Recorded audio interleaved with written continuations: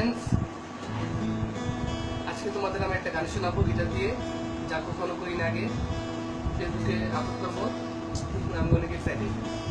তো যেহেতু বৃষ্টি চলতেছে, বৃষ্টির দিনে একটা বৃষ্টি গান গাই, রোমান্টিক একটা গান গাই। বৃষ্টি হয়ে যাওয়াতে গানটা দিয়ে শুরু করি, ঠিক আছে? আর তুমি তো লোকলে মাফ করে দিও, অনেকদিন পর আজকে গিটার ধরলাম।